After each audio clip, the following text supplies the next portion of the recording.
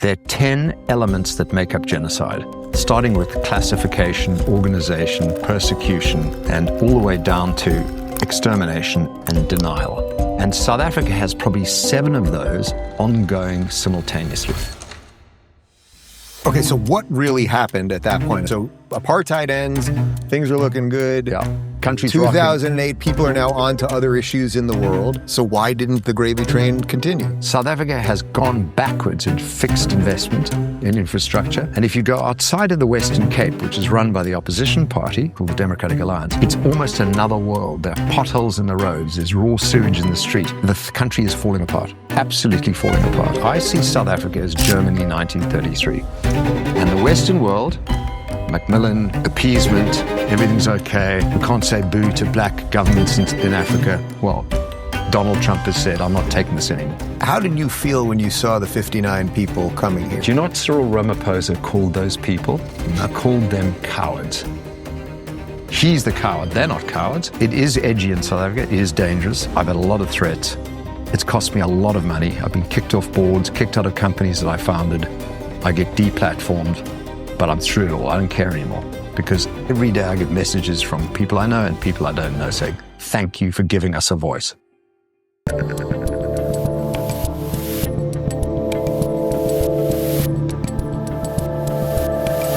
All right, Rob Hersov, this is round 2. I did not know what was going to happen to round 1, but round 1, which we did in February at Jordan Peterson's R conference in London, I did not know much about you before you sat down with me. We did a little research. We sat down. We had a great conversation. We put the thing up. It was an interesting conversation to me. I don't know a ton about South Africa. I've learned a lot since. That video and that interview went bananas. Elon retweeted it twice. It caused South Africa to be the #1 trend on X. Subsequently, South Africa has now become a hot topic here in America. As we're taping this right now, your president is here. He was at the White House a couple of days ago. There's a lot of talk about what's going on in your country. You're an investor. You're a businessman, entrepreneur. I sort of view you as what Crocodile Dundee is to Australia. You seem like the Crocodile Dundee of your country. For those that didn't see the beginning part, let's just do a little bit of your history, and then we'll get caught up into all of the politics around what's happening in your neck of the world at the moment. So I'm 64-year-old South African, born in Johannesburg, South Africa, 5th generation South African, born to sort of British, Scottish on my maternal side, and then Russian, Eastern European on my father's side, but a 5th generation. And I was born into real wealth in South Africa. So my grandfather and his business partner founded a mining industrial business, which in the 60s, 70s, 80s was one of the big 5 mining industrial businesses in South Africa. And I grew up I was given every opportunity in life. And I took pretty much every opportunity and made the best of it. Or I believe I did. And I did schooling and university and military service in South Africa and then came to America.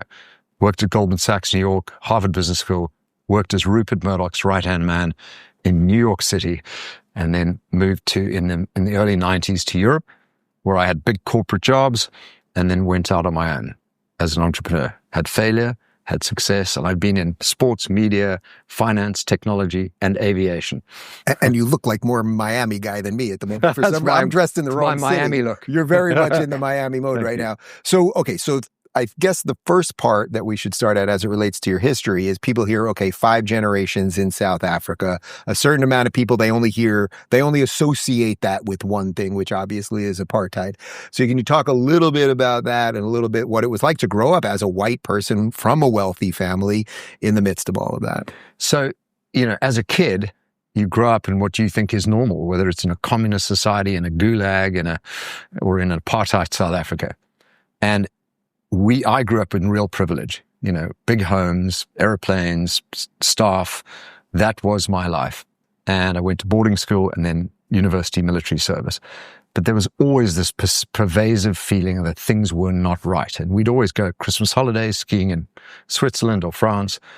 And, you realize even as a young child, that's something odd about your country. And at a certain point in everyone's life as a South African child. What was it as a child that you realized? It was just a feeling, or was it literally oh, these people are different? Yeah. Yeah. And it was beyond skin color, like they're being treated differently. Correct. And the butler of our house, who was a wonderful Zimbabwean called Mr. Pete, that was his name. I'm called Mr. Rob in South Africa, by the way. Yeah. Who I loved. I used to play football with him every day and make ice creams and things like that. And one day I wanted to go to the cinema. I must have been 9 years old.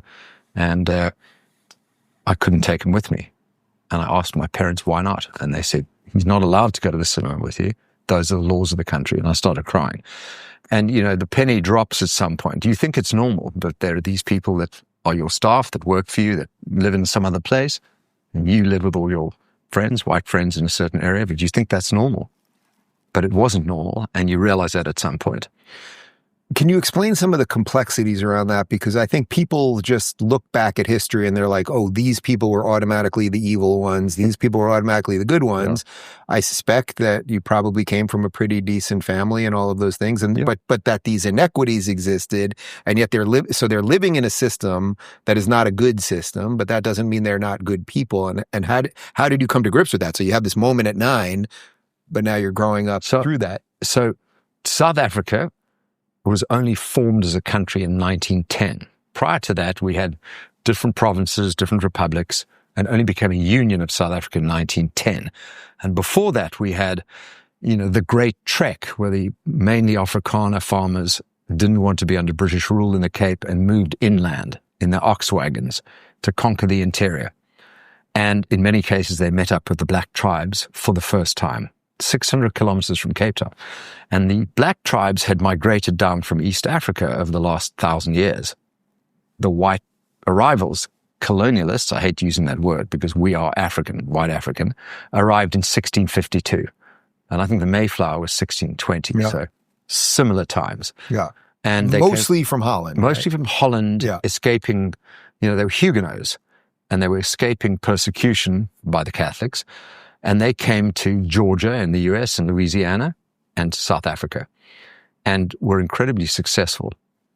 And then the British arrived and all the other countries arrived and gold was discovered and ever imported to South Africa. And there was a mishmash of black tribes and different, white tribes from different places. But the fundamental white tribe of South Africa is the Afrikaner. Mm-hmm. And everyone's heard that word. Yeah. It's the Afrikaner refugees arriving in America. And the Afrikaners generally... Those 59 people that showed up that suddenly have MSNBC freaking out. Yeah. Yes, exactly. Yeah. Are there more coming? Is that official? Yeah. Yeah, more coming. Yeah. But, everybody freaks out. But they're the original white tribe of Africa. And then we Anglos are the other white tribe of Africa. And so South Africa's had wars. We've had chaos. We've had cooperation. We've all worked together. But in 1948, after the Second World War, we had an election where the Afrikaner National Party won the election. And that was the beginning of a constitutionally based system called apartheid. Mm-hmm. What apartheid means in Afrikaans is separateness. Apartheid, separateness. And the intention was that, you're a different ethnicity and a different culture. You should have your own areas, have your own schools, and stick to your own cultures. And we mingle when we have to through employment and through other elements. And that was the beginning of apartheid. And it obviously evolved from there to a point where in 1985, the Afrikaner national government got together and because of international sanctions, because of demographics, and because they saw where the world was going, they decided apartheid was unsustainable. They made a conscious decision. It's not sustainable. And in 1994, having released Nelson Mandela after 27 years in jail, South Africa had its first democratic elections, and the ANC, African National Congress, swept to power. They got 80-something% of the country, which meant a lot of the white people voted for them too. Mm-hmm. And only Cape Town and the Western Cape, this little strip down in the bottom corner of Africa, did not vote for the ANC and never has. And when you look at South Africa, somebody asked me, is it a geographic or a management problem? The geography issue is that it is twice the size of France, South Africa. It's huge. And the Western Cape has nothing to do with KZN, has nothing to do with Mpumalanga. I think there are 26 languages. There are 12 national languages, 26 different languages. The white tribe is made up of the Anglos and the Afrikaners. The black tribes have got 15, it's Tswana, Zulu, Xhosa, Sotho. Then there are the people of Indian extraction. And then there's a group called the Coloureds. And the coloured people are the mix of the blacks and the white people. So South Africa is geographically confusing and ethnically and culturally confusing. It shouldn't be one country. So as apartheid was falling apart, and you're in a family that, if I don't know if you agree with this word, is benefiting from that system and that culture, was your family fighting against it? I mean, did everyone sort of realize, I guess you sort of referenced this, but did everyone sort of realize this is going to end one way or another, and it's either going to end extremely poorly or we're going to have to kind of let it go? Yes. So there was always democracy. The whites had the vote under apartheid, and only the whites. And the parliament was made of only white people. But there was a vigorous opposition.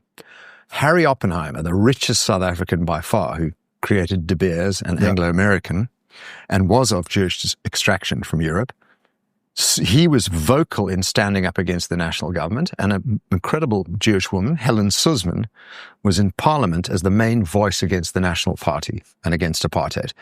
So there were a lot of people who voted against the national government, stood up against apartheid, and in many cases, the Jewish South Africans were the most prominent in fighting against apartheid, which is an anathema, because if you think of how anti-Semitic the ANC is now, right, or anti-Israel, it's ridiculous, because the Jews were great supporters of bringing down apartheid. We got our own version of that with the Democrats now. Exactly. Right, it was the Jews marching with Martin Luther King, and insane. So 1994, Mandela gets released, democracy rules, and from 1994 to about 2008, everything worked wonderfully. This was called the Rainbow Coalition. You know, there were whites, blacks, colors, and Indians in positions of power. It was a meritocracy. Our country grew at 3%, 4%, 5% economic growth a year. 500,000 jobs were added every year in that period. And the country was working. You know, there was investment, and the world basically said, look what we've done. We've saved South Africa from a horrible future. We've been successful. Well done, South Africa. And then they looked the other way. The world turned to look for the next thing to solve.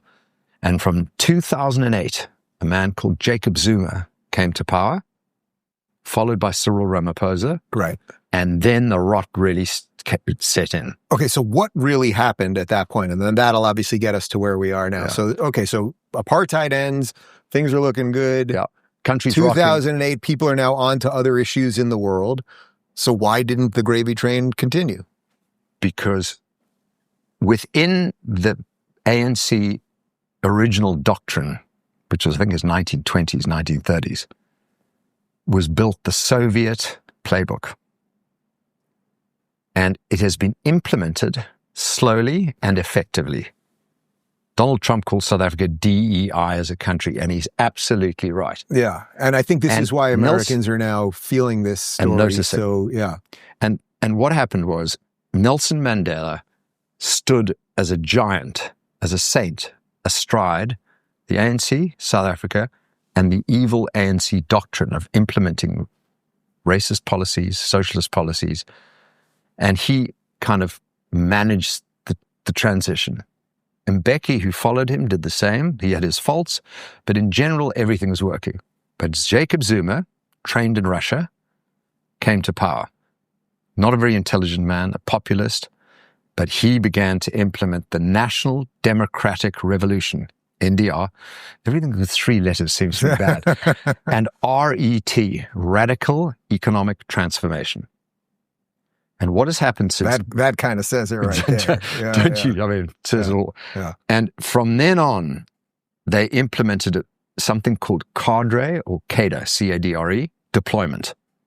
And Cyril Ramaphosa, our president, was a member of that committee, secret, inside the ANC, that basically said, we need to replace any white person that is a position of power, authority, or handles a budget. And I'm not talking about just senior people. I'm talking about a small town manager of a sewage work, small town manager of the, people that pick up rubbish or handle the electricity. They were replaced one by one by one. So this is why I think Trump has hit something with the connection to America, because we've been playing these videos of the mayor of Chicago basically doing the exact same thing right now. Yeah. Sorry, continue. But they put in place people who were loyal, but not competent, not clever, people that would obey instructions. And a maintenance budget was basically an opportunity to steal. Mm-hmm. They'd hire consultants, pay their friends, and the deindustrialization of South Africa began then. South Africa has gone backwards in fixed investment in infrastructure. And if you go outside of the Western Cape, which is run by the opposition party, called the Democratic Alliance, it's almost another world. There are potholes in the roads. There's raw sewage in the street. There's E. coli off the coast of Durban. Surfers can't surf. Things are falling apart. And if you go to towns like, even Johannesburg, downtown Johannesburg is basically Mogadishu. The country has fallen apart. You didn't tell me that when you invited me to Johannesburg. No, I invited you to Cape Town. Oh, you okay. That was a good part of it. Oh, okay. And it's been an absolute meltdown. And from 2008 to today, the country has grown. I mean, it's growing at 1% and less. Population growth at 2% means we get poorer every year. Right. The country is falling apart. Absolutely falling apart. We have load shedding, which means you get 6 hours a day of no electricity. How do you run an economy on that basis? And it's because the ANC know how to break so they can steal. They break so they can steal. They're kleptocrats, ineptocrats, and let me just keep going on the adjectives. Yeah. They're racist, anti-white, and anti-colored, and anti-Indian, socialist, anti-American, and anti-Semitic. That is our ANC government, and that is the head of the ANC is Cyril Ramaphosa, who was in the White House yesterday. A disgrace he is. Okay, so obviously we'll get to the to the racial reckoning that seems to be happening now, but on the economic side or just on the day-to-day life side. So they start instituting these policies, they're hiring inept people. I mean, this quite literally sounds exactly like our previous government, which was hiring based on skin color and gender and sexuality and the rest of it. And we saw what the fruits of that were. People start waking up to it. But is it just not enough people to turn it around? I mean, what's happening to the functioning people? Are they all going to, Galt's Gulch? So what happens is it's not just that. They institute policies called Black economic empowerment. Sounds good. And that begins in the mid-90s. And everybody said, okay, we do need more, we need more of the previously disadvantaged. There's some reckoning that needs to be done. We've got to bring them into the economy. We've got to bring them into the capitalist world. We've got to empower people, make them make money and things like that. But Black economic empowerment started off as something that even the big corporates accepted. So any company that does business with the government has to have at least 30% of its shareholdership owned by previously disadvantaged. And that used to mean Blacks, coloreds, and Indians. Now it only means friends of the ANC. Small elites, okay? The vast majority of South Africa has not benefited from that at all. And so 30% of any company that does business with the government has to be Black owned. But they're extending that by the year. There's now broad-based Black economic empowerment. And they're trying to push through a law that companies with more than 50 employees, private companies, real estate agents, have to have the same. So you have a private company with 55 people and you're being told who you can hire, who you have to hire, and who you cannot fire. We're also massively overregulated. So that, I'll give you an exact number. There are 140 race-based laws in South Africa, and 111 of them were added after 1994. So the ANC government has instituted a racist policy and are creating what I call economic genocide. And we're going to get back to that word. It's been used a lot. Oh, we will get back to that. I want to explain. Well, it's interesting because when you said to me on the show a few months ago, 140 race-based laws, you said it to me live in air, and we don't edit for content. But in my head, I was thinking, could that possibly be true? And then we aired it. We aired it, of course, as we always do without editing. And then immediately I saw all these people saying, that simply can't be true. There's just no way. And then, of course, all the fact checkers came in and we checked on Grok and everything else. And it absolutely is true for sure. And the quotas that you just mentioned also are true. Was there some way that this could have gone a different direction in some sense? Like, was the reaction to something that was prejudice, let's say, going to lead to this no matter what?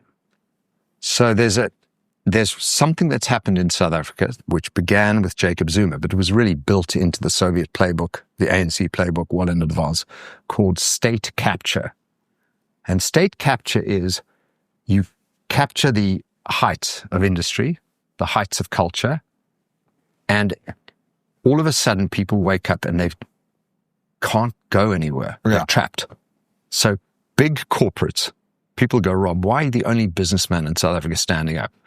And I've been very vocal about saying that the corporate South African is a coward, a colluder, or has been captured. And I had a very good friend of mine who runs one of the biggest supermarket chains in South Africa, took me aside and said, Rob, you're being unfair on the corporate chieftains. They do the best they can. They're not cowards. Some are colluders, but they really have been captured. And I said, tell me what you mean. He said, big corporates have the PIC, the Public Investment Corporation, government entity, like a sovereign wealth fund, invested in their businesses for 10, 20, 30%. And they have directors. They have, DEI appointees. They have unions. They have employees that don't know if they're going to make it to the next paycheck. And there's some white-colored Indian or black chief executive earning a salary, earning equity that is supposed to stand up, Rob. You're telling them to stand up and call out the government. How are they going to do that? They're captured. They've got people on their board that won't let them speak. They've got jobs. They've got, And I kind of felt there's some relevance in that. But right. It shows you how at every level it as you seeps said, into at everything. What point could people have got together and stood up and say no more? Well, the playbook has been played out very effectively. And South Africans are captured. They're trapped or captured or they've left. Yeah. And 1 million South Africans, mainly white, have left the country. Gone the other way. I'm guessing you've seen at least portions of that Yuri Bezmenov video, the KGB agent, who talks about how you subvert a society, and you don't do it overnight. It actually does take decades, and you've laid out some of that. So, before we get to the White House, because it's an incredible moment what happened there. I mean, it really was extraordinary. Watching Trump pull out the video and the photos and all that stuff. So give me just sort of what's happened even in the last 2 years as it pertains to the white farmers largely and the attacks on them, because a lot of what I talked about on the show today was a lot of it seems to whittle around the word genocide. There doesn't seem to be a lot of debate about people being killed and land being taken, but the media is trying to make this all, is this a genocide? As if we don't get them on the technical part, then it's okay what's happening. So I'd like to clean that up a little bit. So everyone, when they hear genocide, think of one word: extermination. Right. But genocide, if you go to the United Nations definition, but I've also given your team a great slide they can put up. Okay. There are 10 elements that make up genocide, starting with classification, organization, persecution, and all the way down to, extermination and denial. So there are 10 elements. Very interesting. And South Africa has probably 7 of those ongoing simultaneously. Now, extermination has not taken place, okay? And I'll talk about farm attacks in a second, but there is not a mass extermination of minority South Africans yet. But if you listen to Julius Malema, and that video was played in the White House yesterday. We played it. He said, 90,000 people jumping up and down the stadium, kill the Boer, kill the farmer, one settler, one bullet. But he said a terrible thing on an interview. He said, we have not yet cut the throat of whiteness. Yeah. Not yet. South Africa could be Germany in 1933. We have the dangerous populists, not in brown shirts, in red berets, jumping up and down and openly and publicly threatening to kill minorities, especially white people. We have that already. We have a Soviet playbook being pulled out, which is economic genocide, which is already in place, taking as much as you can away from minorities to chase them away or take away what they have, and then signed into law in December, expropriation without compensation in law by Cyril Ramaphosa. So this is the farmer portion of this, correct? This is the beginning. And then Cyril Ramaphosa denies that farm attacks are anything different. He says South Africa is a violent society. There are farm attacks. Everybody's under threat. If you live in the townships as a poor person, you're just as likely to be killed. Not true. There are 30,000 commercial farmers in South Africa. There are 3 million commercial farmers in America. If you take 2000 to 2020, the number of South African farmers murdered, not attacks, murders, and there are about 45% of the attacks are murders. Torture and rape are 20% of them. Torture and rape. And it's not just white farmers, but it's mostly white farmers. Mm-hmm. If you take the numbers of South African farmers that have been murdered, extrapolate that pro rata to the 3 million American, you would have had 234,000 farmers murdered in America from 2000 to 2020. Right. I think the numbers that we looked at the show today, if you had something like 234,000 farmers murdered, right. Do you think that would hit MSNBC? Right. Well, Like, they'd be debating whether they it deserved depends it or on the not. skin color. They'd be saying they deserved it. Right. MSNBC and I CNN. think the numbers that we showed on the show was it's 15,000% higher. No, 1,500% higher than the population. So bingo. Yeah. And the other stat is that a farmer in South Africa is 3 times more likely to be killed than a policeman. And a policeman is twice as more likely to be killed than an average citizen. The most dangerous profession in South Africa is being a farmer. Okay, so I think the average person who knows nothing about South Africa is going, well, wait a minute, why are you killing the farmers? Regardless of what skin color you are, farmers make food, everyone likes food, so what's going on here? Well, farmers are isolated. They live on a farm, out in the middle of nowhere. Load shedding, which has been the ANC's destruction of our electricity supply commission through corruption, has created this thing called load shedding, which means X number of hours a day, you don't get electricity. If you don't That's literally across the country. Across the country. No matter how much And money in Cape you Town. have. Correct. Yeah. Well, if you're wealthy, you have solar, diesel, we're off grid completely at home. Wow. Our own security, our kids go to private schools. I mean, why do I need a government? Why am I paying tax? But farmers are isolated. And when the electricity goes down, the alarm systems go down. If they've got a generator or solar, you've got to be wealthy to do that. They could be protected. But, it's one family, maybe 1 or 2 males in the house, not necessarily able to trust your staff because they might be scared and run away. And horrific things happen. 20% of the murders involve torture and rape of women and children. So what's that portion of it? Well, it's partly economic, but it's very much racially driven because to actually torture someone means you have a hatred and it's a racial hatred. So Cyril Ramaphosa claims it doesn't exist and it's no worse than any other problem in South Africa. He's lying. He's a coward. He's evil. And what percentage, I don't know if you know the number of this, but what percentage of the farmers are white versus black? Because this was a debate on CNN the other day. Of the arable land in South Africa, 22% are owned by white farmers, okay? And 7% of the population is white. It used to be 20% in the 80s, now 7%. Right, so first off, they don't like that, right there. Well, they don't like anything. Yeah. They don't like that. Right. They look at it and say, well, you should only have 7% of the land. It makes no sense at all. Yeah. But highly productive, isolated, and vulnerable. And the police and army under the ANC has done nothing to protect the farmers. They've left it to themselves. So it's a crisis waiting to happen. I see South Africa as Germany 1933. And the Western world, Macmillan, appeasement, everything's okay.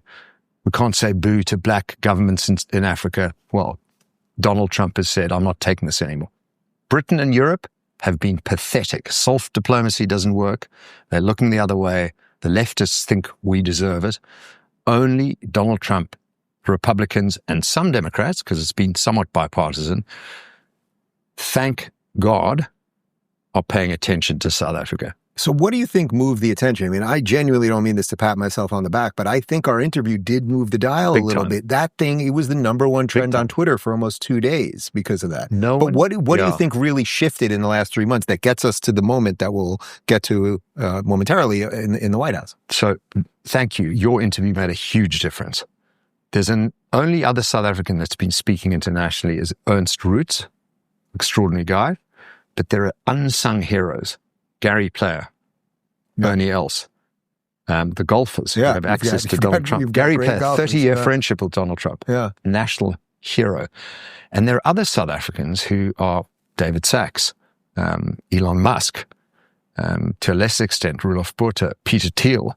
These are all people who are educated in South Africa, grew up there, or from South Africa. Was Peter he went to, he's from Germany originally. And he was part of his childhood was in South Africa. Oh, is that right? I didn't know that. Yeah. We're claiming everyone. Yeah. Apparently. Yeah. Roger Federer's mum's South African. Is that right? We're claiming him too. So basically you think there were suddenly enough people, obviously the Elon thing probably specifically, but Sachs who's in the administration as well. You think there were enough people suddenly around him, and then because of the other things that you discussed around how this is DI on steroids sort of, and all the weird racial crap that we have here now, the story just connects enough. So you think it was just kind of... Yeah, it's gelled. Yeah. And, of the million South Africans that have left, they have been disproportionately successful in America and in Europe. So I did some work. There are 23 dollar billionaires in America born in South Africa.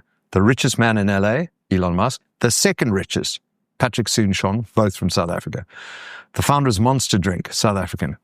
The founder of Encino, South African. These are huge. But the guy I met last night, incredible guy, Matthew Rubinovitz, South African. They have everyone says the Indian diaspora that has come to has outgunned everyone else. But they're the corporate chieftains. The South Africans own the businesses. So if you look see why this doesn't fit in their calculator. Correct. And having been forced to leave the country they loved, the only way they can justify being away from that beautiful, magical country, despite all its ills, is to badmouth it.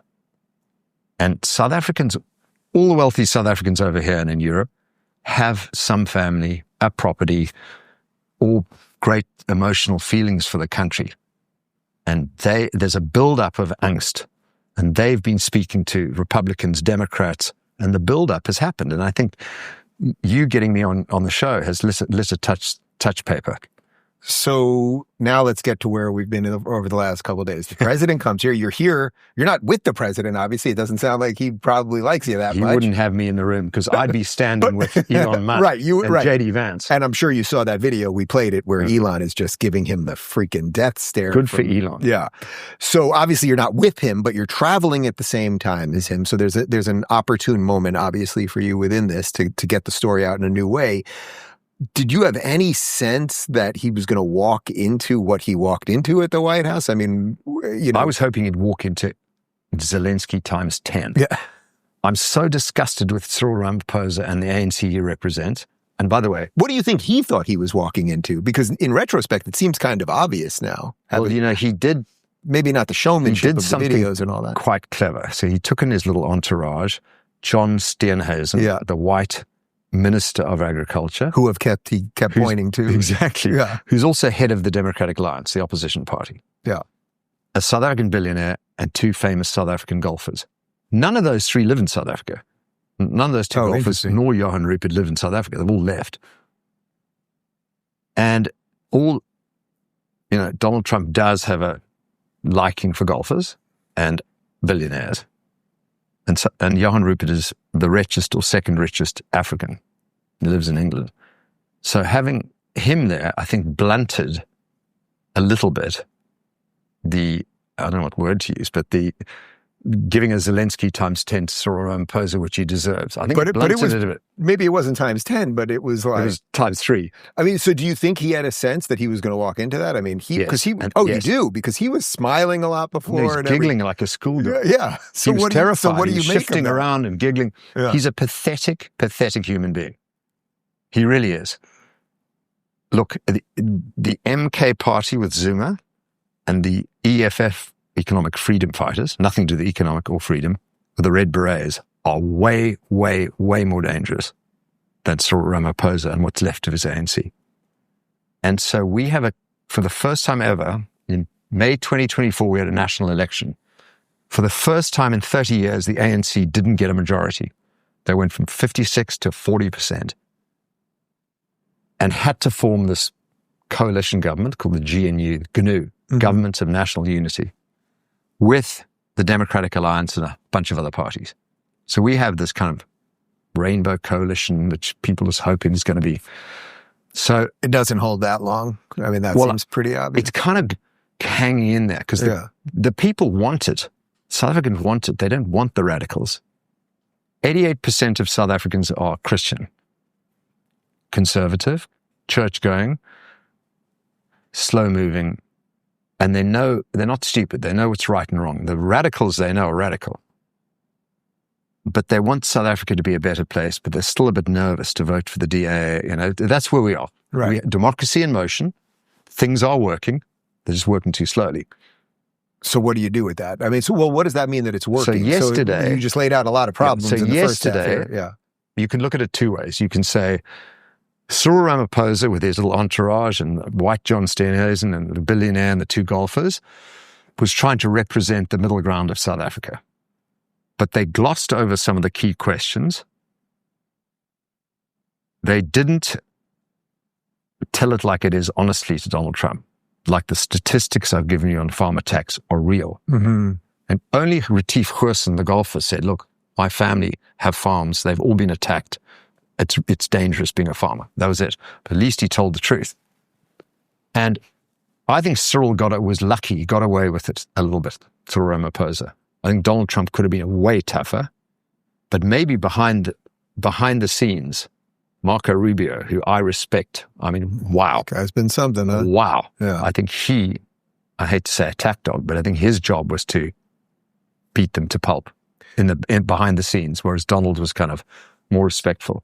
So it's funny you're describing him as the respectful one because he's the one that busted out the video and everything else. Which was genius. No, it was an incredible optics. Like the optics of it were just wonderful. No one will forget that. But so what do you want your president to walk home with? When he gets home, what do you want him to feel? Oh man, we lost the United States now. We better change. I mean, what's the takeaway that you want him What to I want America to do is not just chasten them for their racist and socialist laws, their anti-white laws, and for allowing partial genocide to take place.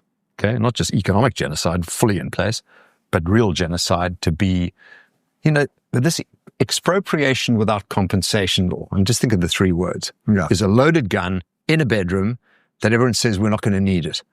But kids are running around, they'll pick the gun up and pull the trigger. So why have a law called expropriation without compensation if you're not going to use it? Hello? So what I'd like America to do. What would they tell you that law is originally for? What would be the for argument? In the public interest. But they can take the watch off your arm. So what do I want? I want Cyril Ramaphosa and his merry clowns to go back to South Africa and realize they're in deep trouble. The country's not fixable. They know that. And America can make a hell of a difference, carrot and stick. The carrot, America can invest heavily, can revitalize our economy, give us economic growth, which we're not getting, but the stick. And here's where I'm hoping the Donald Trump administration, Congressman Ronnie Jackson's bill that's going to Congress, and will pick individuals in the South African government and the radicals who've done hate speech, teamed up with Iran and Hamas, created racist and socialist, anti-American and anti-Semitic policies, are put on sanctions list individually. Asset freezes, bank freezes, travel freezes. The names are there. It's the easiest list to create because there was the Zondo Commission. Listen to this. 4 years of work, R1 billion of taxpayer money, 2,348 names mentioned, alleged and real criminal activity. There's your list. Pick the top guys, sanction them.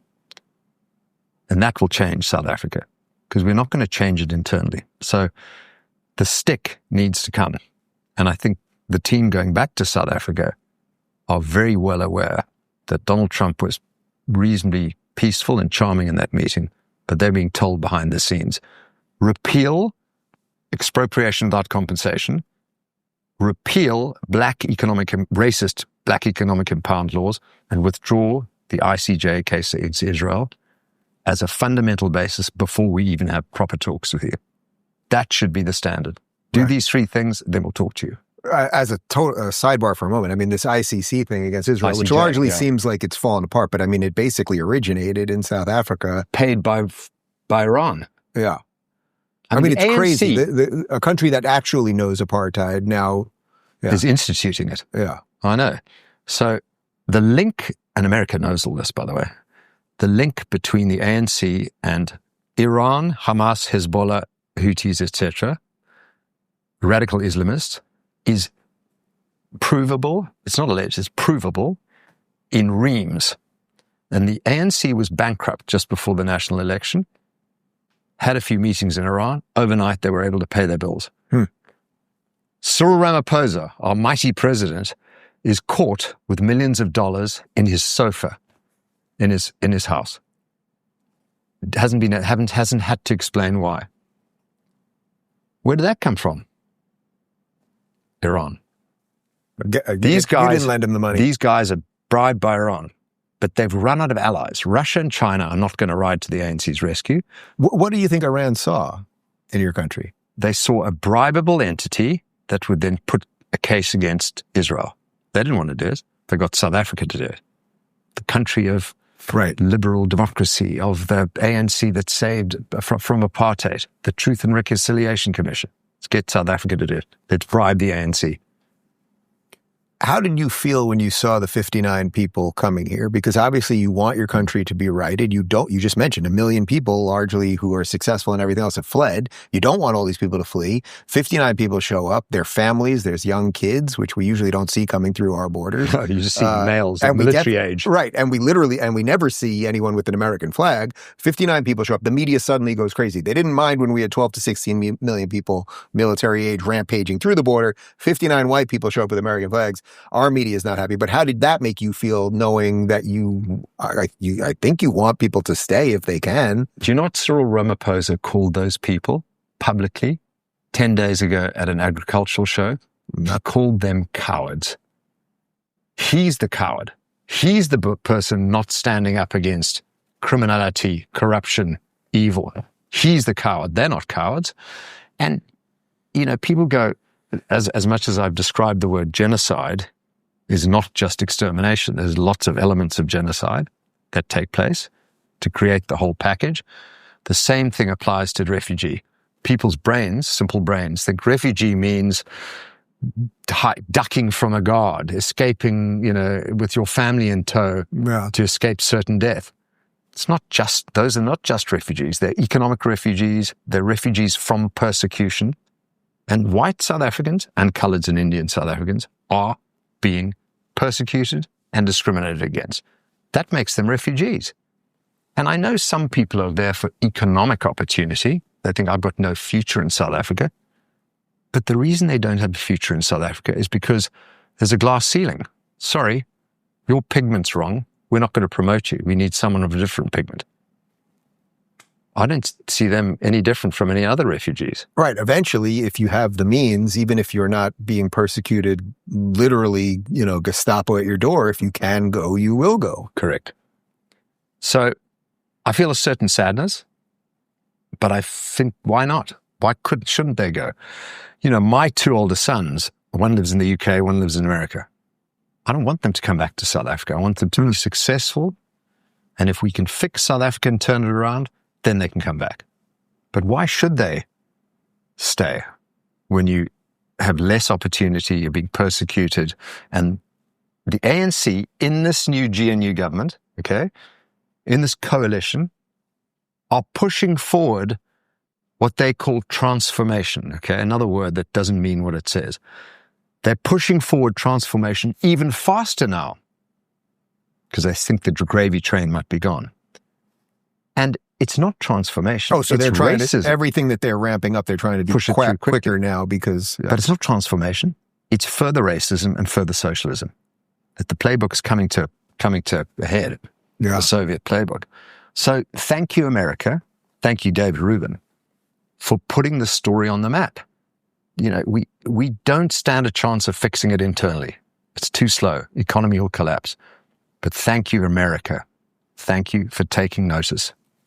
Let me ask you a little bit on the personal side of all this, because anytime I have someone in that's speaking out against some stuff that has cost to them financially, but security-wise more than anything else. You mentioned your two sons don't even live in your country anymore.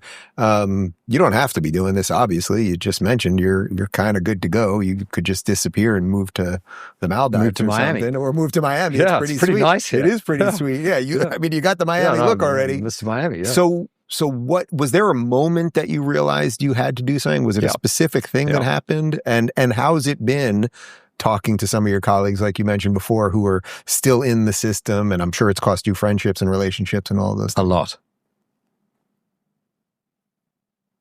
About 4 years ago, my wife's a New Zealander. She's my soulmate. I adore you. She adores you. Yeah. So, you know. Where is she? Why don't She's in South Africa with the children. She, about 4 years so you have other children in South Africa? So I have a 13 and a 10-year-old who go to school, and it is edgy in South Africa. It is dangerous. I've had a lot of threats. It's cost me a lot of money. I've been kicked off boards, kicked out of companies that I founded. I get deplatformed, but I'm through it all. I don't care anymore because I don't want to call it a calling, but I am moving the needle. And every day I get messages from people I know and people I don't know saying, thank you for giving us a voice. And it makes such a difference to me. No, I'm moving the needle. However, when it's all started to happen, my wife said to me, I effing love this country. It's worth fighting for. And that just gave me the spine to keep going. But last night, she called me in tears. Some friends of hers had said, you need security. You're in serious threat. Surprised Rob hasn't been bumped off. And separately, a friend of mine had heard something and called my wife and said, look, I really think Rob should ease off on this public speaking.